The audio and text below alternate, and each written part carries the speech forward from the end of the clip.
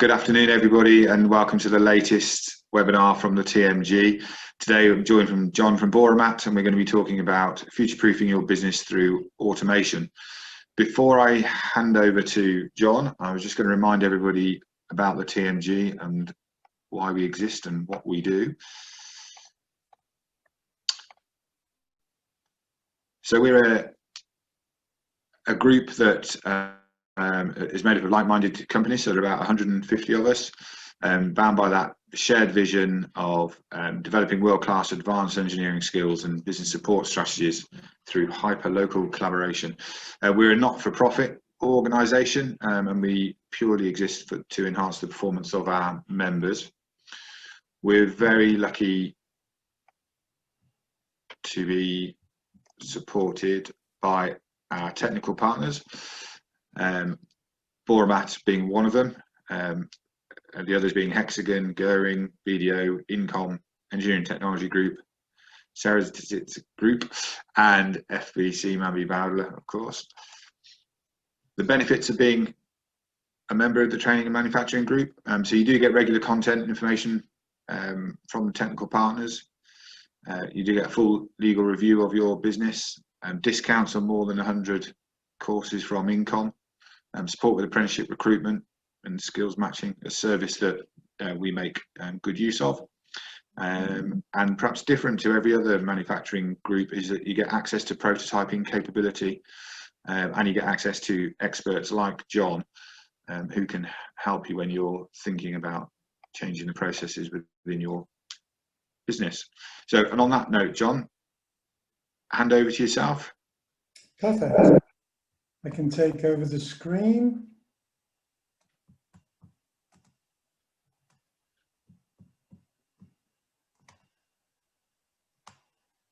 Can everybody see my screen? Yes, yep. Perfect. Okay, good afternoon, everybody. The objective of this afternoon is really just to give an overview of the benefits of automation and what benefits it gives to manufacturing. What I'm going to do is start by explaining why it's important for us to look at our manufacturing situation within the UK. And what you'll see by this slide that I've just put down on the screen at the moment is related to the latest IFR, International Federation of Robotic Statistics. These statistics are based on the installation of robotics based on 10,000 persona in employment. If you look at where we are from last year, we've actually dropped 2 places. So last year we were at the top of the bottom graph. This year we are 2 steps further down. What we should be looking at is countries like Germany, who are at the top, number 4, Europe, Italy, Spain. These countries are the people that we should be looking to and matching their capability of automation and looking at how we can actually reach their capability of automation. Unfortunately, as part of the G7 nations, the UK are way below the average when it comes to the installation of automation. And the objective of today is really to review why we're in this state and what we should be doing to try and change the mindsets. I come from a background of robotics and manufacturing and have been involved in that for many, many years, in some cases more years than I want to remember. But the key thing for me, it's important that automation is done right. And over the course of the next slides, I just want to talk about it, and hopefully we can put a seed in the minds of manufacturers on how they can benefit in that. So, bearing in mind where we are in the state of automation in this country, we all have to work together to actually put ourselves into the upper echelons of the graphs and make ourselves more profitable through automation. So if I can start by going through who Bauromat is and just give you a little bit of a vision. We're an organisation that was established in '97, based in Telford. Me and my business partner have combined over 50 years experience in automation and manufacturing. And what we like to do is ensure that our customer base has the right kind of solutions when you're looking to implementing automation. What we do is take care, we are basically a one-stop shop within our facility. From concept to manufacturing, we do everything within our facility. And on top of that, we are big supporters of apprenticeships. And we work very closely with apprentice centres and universities. In a nutshell, we work with big names in industrial robots. So we are partners with names like Allen Bradley, Fanuc, KUKA, Kawasaki. So they are people who actually will recommend us as recommended integrators. We work with collaborative robots and non-robotic automation. And the key thing there is, as a system integrator, if you have a standard, we will work with your standard robot supplier. If you don't have a standard, we will find within the range of robots that were available to us, what is the best product for your solutions. As a business, we provide free automation, in particular to TMG partners. So anybody that is looking for automation, we would provide consultation in how we can increase your productivity within your business. And at the end of the day, the idea of all this is to give a positive return on the investment that any company is making with regards to automation. Areas of automation: handling, machining, assembling, dispensing, welding, laser. We do a variety of different aspects. We do all the services and the backup.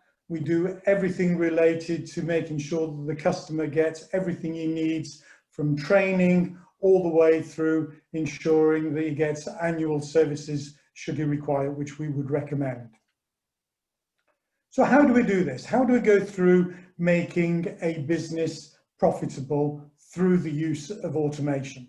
I think the first thing that is key is that any owner with any company who is today manufacturing and decides to automate is, okay, he makes the first steps that he believes that that is the correct way of doing things. I said he, I should say they.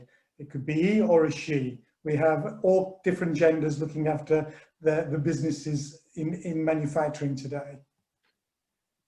We would start conversations, we'd have initial conversations, you would have your ideas of what would be required, we would put our ideas with those, we would discuss those ideas together, and hopefully on the basis of that, we then come up with a solution. The solution looks good, the pricing looks good, and off we go. We start with a project, so we control the whole project. So at the concept of any project that we start, we encourage the owners of businesses to empower someone on the shop floor who may be doing that skill today manually, empower them to be part of this project team who is now developing a bespoke system for your facility. So what we would do is they would be involved part of the design, the manufacturing, the whole aspect of the system at the word start. So your business will know through our project management system where we are every stage of the project. So from the design phase all the way through to the acceptance and installation. So we will know, and nothing leaves our facility unless the equipment that has been purchased is working to the specification expected by the customer, at which point we do sign-offs within our facility. That sign-off is then carried on to an installation phase within the customer's facility, where we then do another sign-off, and at that point the system is completely handed over to the customer, where he now has increased his efficiencies, increased his productivity, increased his profitability, growing. And on the back of that, we would hope then we'd restart the cycle again and increase your employment to staff, increase your product capabilities, increase your turnover, and we have this circle of profitability within companies. And this is the basic functions in creating automation within manufacturing. Again, like I was saying, within that, you have a concept, we put the concept together, and then you slowly build the concept from your design into equipment. And what you see here is a system that was built for a nuclear project. So the system that you see here was a project which was put together over a period of, well, it was a period of negotiation, should I say, or work through the European agencies that started in 2007, the initial request for quotations were eventually created into an order in 2014. And we've actually done 2 of these systems for Sellafield, which actually store waste. And the waste is to be stored for a period of 500 years into specially sealed, welded containers, which have our approval in providing those certainties. So again, those are the concepts in there. So what is very, very important is to make sure that automation is implemented correctly. It's very easy to hear people say, yes, if a man can do it, a robot can do it, but that's not always the case. So it's important to select your expert, make sure that your expert has the background about what he's talking about. I've come across too many individuals who are saying, yes, if a robot can do it, we can do it. If a man can do it, a robot can do it. Where what you then find is that you're finding equipment that has been sold to companies who unfortunately have been led down a certain path, and they've mothballed the equipment, which becomes a white elephant. And they say to me, unfortunately, automation wasn't for us. And automation wasn't for them because the initial steps were incorrectly taken. So look at who you're talking to.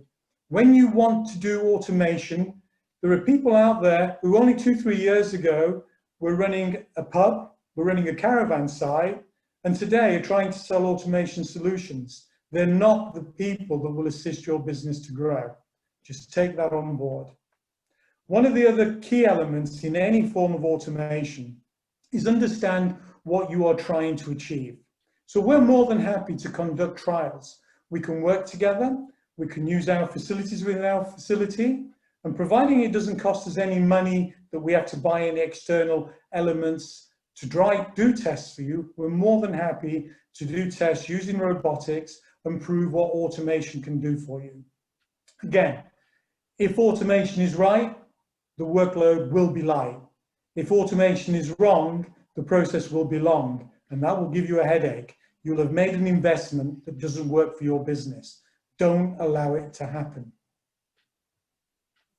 I'm going to go through a case study. This is a case study which a customer based in the Midlands supplies handmade, hand-welded components to an industrial dishwasher manufacturer.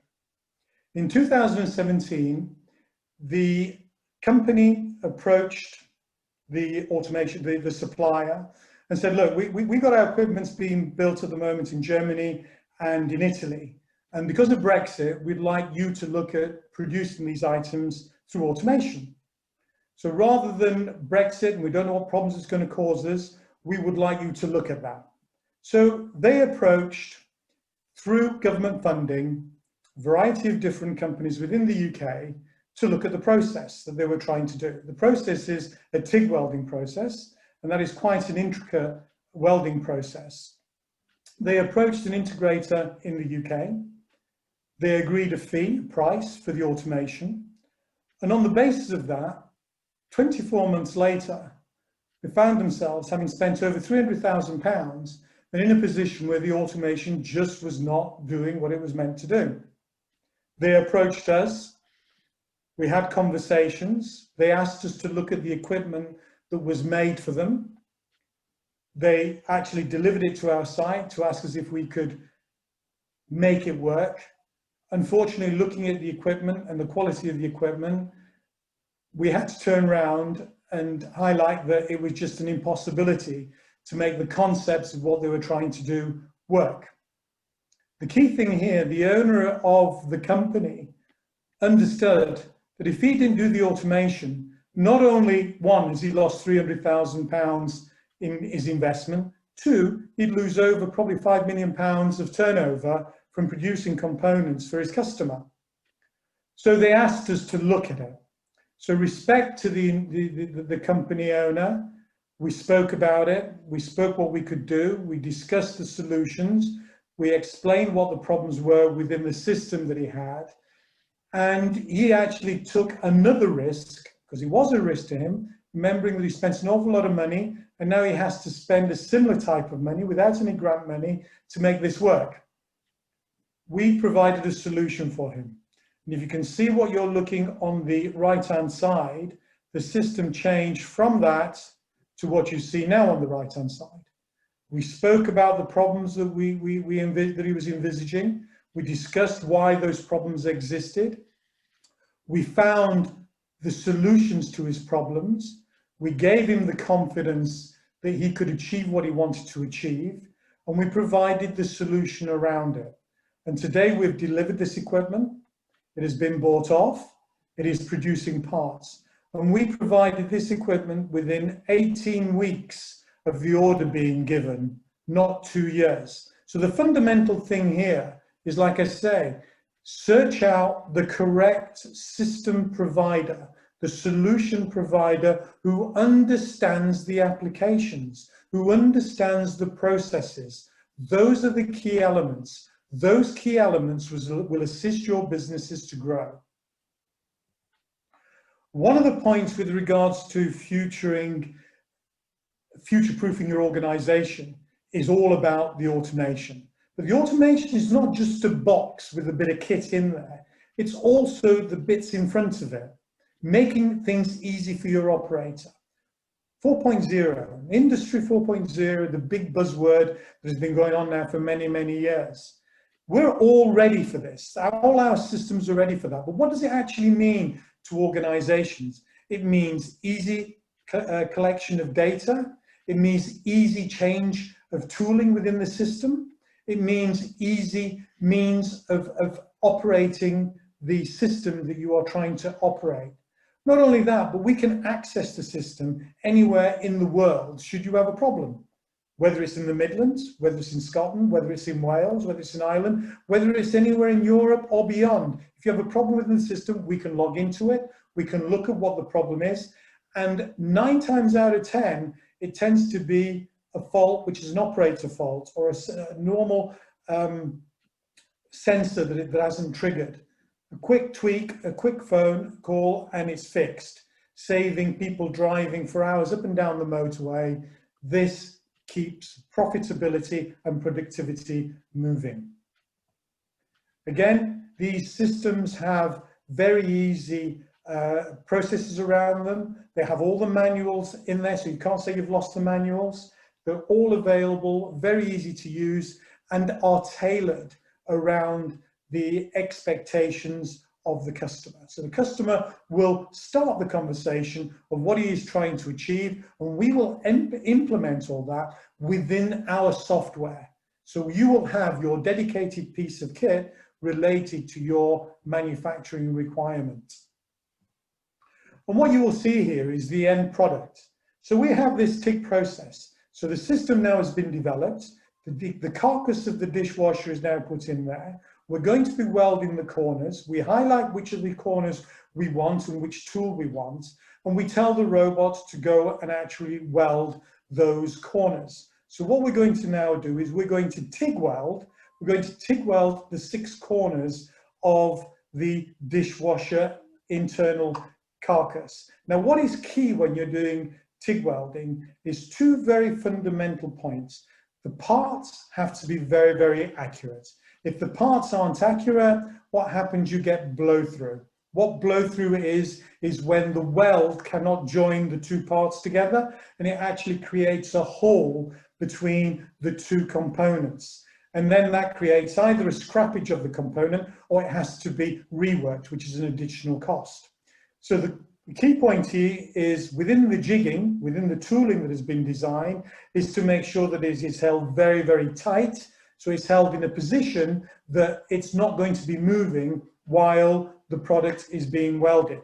Because again, any movement, any elements of it which are not accurate will create a problem. And these were all the problems which were being noted previously by the customer with the other integrator, which wasn't able to provide the quality weld that we have done for the customer within a relatively short period of time when you compare the difficulty that they had previously. As you can see there, we have a KUKA robot, and you can see the basis of the quality of the weld that has been created with the system. All training is created, we provide all training, and the customer today is capable of setting the system up and creating a functional system for their requirements, providing quality systems for their customer, taking all the difficulties that could occur of Brexit away. Again, some more applications that we've done, just to show that it's not just welding that we do. We've done arc welding for automotive, we've done work for food processing, machine tool tending, spot welding, again, the nuclear project that we mentioned earlier at the bottom middle, various different prototype machining components that we've done, aerospace, polishing and handling, drilling and tapping for wind farm generators, dispensing of glue onto glass. And then we have the infamous Boris Johnson congratulating us in putting in a system at Sunderland University for training. So welding training, which is assisted with Nissan. So that was a great achievement there for the university and what they're doing with Nissan.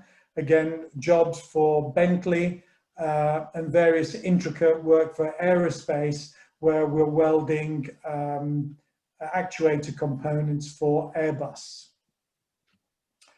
And finally, so you don't have to listen to me anymore, just so that you know, we are ready for Industry 4.4. You tell us what you need, we will tell you how we can put it together. Again, we will guide, free, no obligation consultation. All we're looking for is that people, if they want to use Bauromat as their system integrator, use Bauromat system integrator, but also any integrator you wish to use, just please ensure that they have the correct background and skill to ensure that you do not mothball what you're trying to achieve. Plan a visit to our site if you want to discuss any automation processes, and we're more than happy to do any trials for you. And please join our conversation at Think Automation Thursday, because I think this is something that is building up a great rapport. And we just want people to talk more and more about the benefits of automation. I thank you all for listening. I thank the TMG for their capability of allowing me and Bauromat to present our capabilities. But what is more important is get your automation right. Thank you. Brilliant. Thanks, John. Pass you back. That was obviously a pre-COVID picture with Boris. Brilliant. So everybody that's watching has got a chance to ask you some questions. So if you do want to ask John a question, avoid the rugby and Formula One, then you can put those in the Q&A or in the chat function, and I'll read some out as they come through. Thank you for that. That's all right. So in a previous life, I used to work for one of the asset finance companies, and we would do a lot of factory visits and look at helping businesses introduce automation. But it seemed like a bit of a struggle. Everybody gets it and understands the benefits, but then actually making the leap seems difficult. Why do you think that is? What's stopping businesses from investing in automation? I think the fundamental problem is the return on investment. One thing I've noticed, I've worked in Italy and most of Europe, and the mindset there is very, very different. I think the UK mindset is a mindset of hiring and firing, and when you're looking at automation, people are looking for returning the investment over a very short period of time, and normally that's either 18 months or 24 months, and that becomes a non-starter. When I talk to people overseas, they tend to look at the return investment on the life of the product. So what you have is 7 years less 1 day. So that's how the basic calculations are done with businesses that I've dealt with overseas. And those are the conversations that I try to have with a lot of company owners in the UK, to think of the life of the product and look at the amortization of the investment over that. And is that the main reason you think that we're sort of lacking in automation compared to Europe? Yes, I do. I do. I think it's basically, like I say, that we did have a culture, not as much today, where you would hire people to do a job, and when that job came to an end, you'd let them go. Where I've come across, if you look at Italy in particular, which is a big importer of robotics and installation of robotics, they have a workforce which is quite militant, to say the least, and they have laws on staff which are very protective. Having said that, the automation has grown quite vast in that area, and the same applies for Germany and Spain. So I think, looking at where we are with regards to laws with employment in the UK, which are very different than they were 10 years ago, I think on the basis of that, people have changed, and there has been more investments in automation. But I would like to see even more, because we're not keeping up with the trends of our European partners. And with Brexit on the way, and it's just around the corner, those are the people we'll be competing against. And when they have the equipment already on the shop floor, they are competitive, where we're not, because we're constantly having to employ new people. Okay. I just touched on the fact that I used to finance these systems. Is finance readily available? Grants available? What's your experience on that side of things? Yeah, grants are available in various different areas. We work very closely with finance company, asset finance in particular. We're very close with. We're more than happy to put in touch with anybody that wants to look at that, asset finance individuals, to discuss investments. The good thing about asset finance, as opposed to things like bank loans, is that asset finance would work with us as an integrator, because some of these projects they go over a long period of time, and they tend to be stage payments, and not all finance companies like to work on staged payments. They like to only give out the money when the asset is actually in the hands of the organizations, where asset finance do actually do that. So what happens is they do the stage payments, and what we do is we basically identify items of that value, which automatically becomes the product of the investment. Okay, thank you. Got a question from the audience. Is automation only suited to highly repeatable manual processes? No.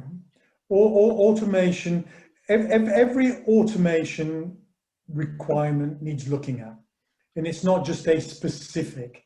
You know, there are laborious tasks, there are health and safety tasks, there are tasks where you can't get the skill base, there are tasks which are in dirty environment, you know, polishing, grinding. There's various different things. So I wouldn't say cross anything out. I would say, if there are any things that you would like to, is this for automation, just to ask the question, talk to us, and we'll openly say yes or nay, or what is the best solution around what you're trying to achieve. Just following that up then, so you've talked about the free consultation that's available to training manufacturing group members. Tell us a bit more about that. How do they get in touch, and what does it involve? Well, basically, any TMG member that has a manufacturing facility that has an interest in wanting to automate, let's find out what you want to automate. Let's see if what you want to automate is automatable, can be automated. Let's discuss what those solutions may be to you. Let's discuss what the costs around that are. Let's do some trials for you, and let's discuss what the benefits are for you. What we won't do is we won't, tie people into something that we believe is wrong for them. We will only discuss around what is right for you. And again, more than happy to have a consultation either on any of TMG's members' sites, or if they want to come to see me or my technical team on what they're trying to achieve and bring some samples, we can work around that. You've got a great facility there in Telford, haven't you? Been there several times. It's very good. Yeah, the beauty about what we have is that we can do everything from design, software, robot programming, manufacturing. So everything is in one shop. We don't rely on anybody. So we can do everything internally to us. So as an integrator, we don't have to say, he's let me down or he's let me down. Your customer only has one backside to address. Not that they ever have to. Never. Never. So final question then for today. You touched on Industry 4.0, which I think has been around for several years. Nobody's scratching their heads and trying to understand what it means for me. What does it mean to you? Well, Industry 5.0, I heard the other days on this way. Oh, right. We'll have to find out. Let them tell me about that one. 4.0 is really a collation of data, information. 4.0 is perceived by different people in different ways, and it's what you want out of it. What we see as 4.0 at the moment is really collecting data. So if a customer wants a certain output from his system and wants certain quality out of his system, we can monitor all that. Every part that comes off the system can have its own readout. It can have its traceability. We recently did an important job for an aerospace company manufacturing actuators for Airbus. Every single part has to be coded. So every single part has to have its traceability. So using our systems, Industry 4.0, as the process of that particular component went through our system, every single stage of it, we would tell you when it was made, how it was passed. So again, you can adopt 4.0 for whatever benefits you wish. John, thank you ever so much for your time. I know you're extremely busy. Much appreciated. And thank you everybody for turning up and watching this webinar. Thank you very much indeed. Keep safe.